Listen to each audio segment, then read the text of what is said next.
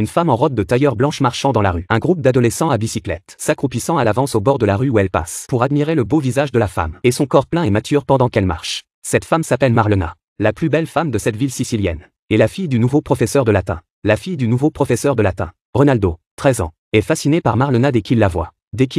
Alors Ronaldo sèche l'école pendant la journée pour s'asseoir en face de la maison de Marlena. Il s'imaginait que la déesse allait sortir et lui demander d'acheter un paquet de cigarettes. La nuit, son esprit retournait sans cesse. Il a même grimpé sur l'arbre à côté de la maison de la déesse, pour regarder la déesse à travers le trou de la fenêtre. Il a même grimpé à l'arbre à côté de la maison de la déesse pour la regarder par le trou de la fenêtre. Bien que Ronaldo ait eu sa part d'angoisse adolescente. Mais il n'était pas comme ces garçons qui aimaient faire courir des rumeurs sur Marlena. Ronaldo avait un amour secret pour Marlena, et il tient vraiment à elle. Malheureusement, les enfants ne comprennent pas l'hypocrisie et la cruauté du monde des adultes. Il entendait les hommes dire du mal de Marlena même quand il allait chez le coiffeur, parce que son mari était parti à la guerre. Plus le temps passe, plus le désir et l'humiliation des hommes envers Marlena deviennent flagrants. Seul Ronaldo savait combien Marlena était fidèle à son mari, combien elle était fidèle à son mari. Marlena était amoureuse de son mari. Quand elle était seule la nuit, elle dansait avec le cadre de son mari dans ses bras. Elle utilisait la musique et la danse pour exprimer son amour pour lui. Mais le jour, quand elle sortait dans la rue, elle attirait une foule de regards et de chuchotements tacites. Les hommes convoitaient sa beauté. Certains s'approchaient même d'elle et lui baisaient la main. Jouir de la jalousie des autres hommes. Par jalousie également,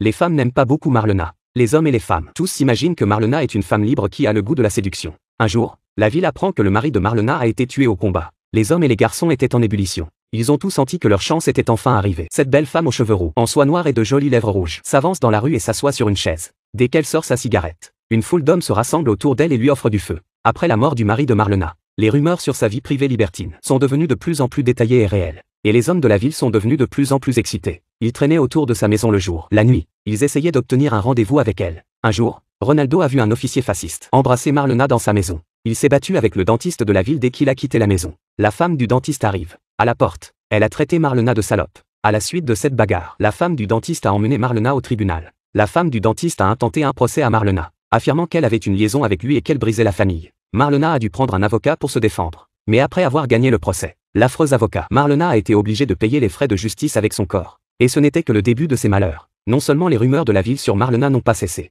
ils ont même arrêté de vendre des choses à Marlena. Marlena devait se faufiler partout et demander de la nourriture. Et des hommes honteux profitaient de Marlena. Ce qui est encore plus malheureux, c'est que peu après, la guerre a éclaté. La ville a été frappée par des obus. Le père de Marlena en est mort. Aux funérailles de son père, les hommes se sont alignés pour embrasser Marlena sur la joue, sous prétexte de la réconforter. Ils se sont alignés pour l'embrasser sur la joue. Pauvre Marlena. Elle avait perdu tout soutien à partir de ce moment-là. Tout la rendait très triste. Marlena a décidé de vivre d'une manière différente. Et ce fut le début de sa déchéance. Marlena a coupé court ses longs cheveux noirs et les a teints en rouge. Elle ne résistait plus aux avances et aux désirs des hommes. Lorsque Marlena sortait dans la rue avec ses cheveux roux courts et bouclés, ses lèvres rouges et sa robe de soie noire, tout le monde était émerveillé par sa beauté. Mais son plus grand malheur était encore à venir. Les femmes ont tiré Marlena par les cheveux, la traînant hors de l'immeuble. Elle avait été battue et meurtrie et saignait. Mais les maîtresses en colère ne semblent pas vouloir la laisser partir, parce qu'elle avait servi un officier fasciste. Marlena était vraiment devenue une prostituée. Elle est devenue très proche des officiers. À partir de là, elle a été conduite dans une voiture. Elle était très belle. Cela a certainement renforcé la haine des femmes envers elle. Ronaldo a imaginé Marlena et les policiers.